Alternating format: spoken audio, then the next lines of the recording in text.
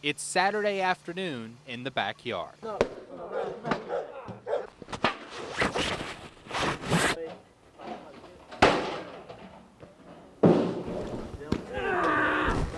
Barbed wire bats, light rods, and if that isn't enough, this is the EWA, Extreme Wrestling Alliance, where the only rule is there are no rules. Some people might think I'm crazy, but I enjoy doing this. I think it's fun.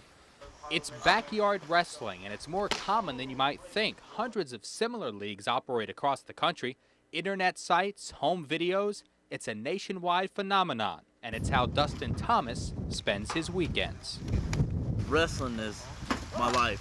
Everybody's always worried about being a wrestler for the money. I'm not in it for the money. I'm just in it for the entertainment. These teens want to dominate the world of wrestling someday, and this, they say, is their training ground. Basically come out here, practice for the pros, something I want to do in the future when I get a little older. Twice a month, they test the limits, risking serious injury, all with one goal in mind, to be the champion. The CC title is nothing compared to my hardcore title. They work on their acting skills. Wicked going up. Oh, God! And their athletic skills, sustaining plenty of injuries along the way. I got hit in the head with a popcorn bucket from behind, and I don't know, just hit it right, and I split my head open. Had to get 10 staples in the hospital. But they come back for more every time. Just a little blood. It don't matter, just a tiny bit. And as these teens fight it out, you might be asking, how do their parents feel about all this? Well, meet Mom. No, I don't have a problem with it. It keeps him out of trouble and it keeps him busy and occupied. Your son right here. Barbed wire. Bam. That's your baby. That's your baby. Yeah, correct. That doesn't bother you. I would be lying if I said it didn't bother me. Tough to watch? Yeah, a little bit. But if that's what makes him happy, I'd rather him be here doing it and me watching it than him out there doing whatever. And for Dustin, there's no place else he'd rather be. No match too tough, no move too extreme. Whatever it takes. Whatever it takes, until his opponent is down for the count. 1, 2, 3. There we have our second 10.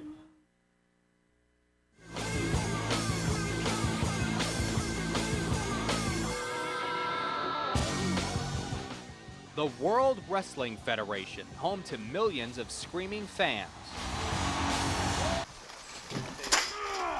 Manning, South Carolina, home to the Extreme Wrestling Alliance. It may be a long way from the WWF, but these guys say it's their ticket to the big time.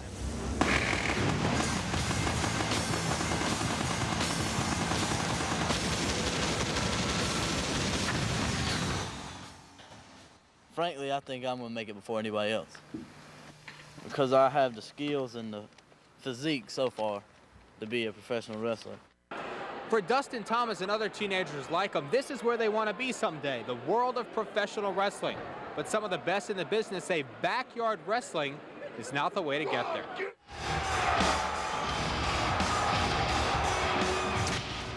It's like going out and saying, hell, I want to be a stunt man, so I'm just going to go ride my bike into a brick wall and see if I can survive it. You don't even know how to do it. You don't know what you're doing, just going to go do it. And Triple H is one of the top superstars in the WWF. He says backyard wrestling is bad news. if they did ever have a dream of doing what we do, they'll never make it because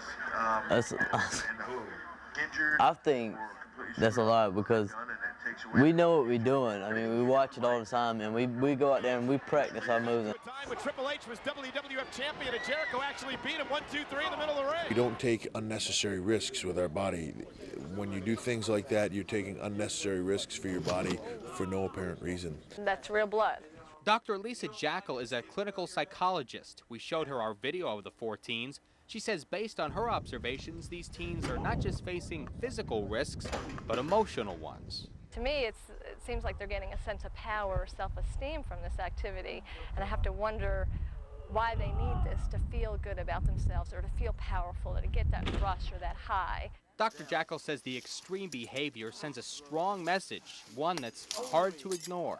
They seem to be somewhat hostile and angry at the world. It's almost like they've band together.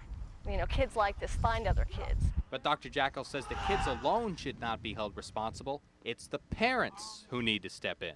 We need parents to set some limits and some guidance. And sometimes parents think when kids get to be teenagers, they need that independence and autonomy, and surely they do, but that doesn't mean you let go totally. You're not a good parent. Well, I mean, like I said before, at least I know he's home and I'm watching him. But when they let their kids go to parties and all, they're not there watching them and seeing what they're doing. Wrestler Corey Shawver doesn't see why anyone could have a problem with backyard wrestling.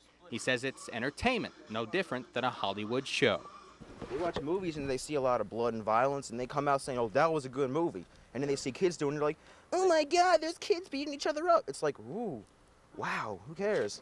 But this is not a movie, it's real life. And those who have made wrestling their livelihood say one wrong move can have real consequences. It takes 1 second, and that 1 second something happens, and that 1 second you'll regret for the rest of your life. And when you're miserable and you're hurt, 1 second changes everything, and that everything is a long, long, long time. Oh, God! In his face, that could have broken his nose. 2, 3. Follow down.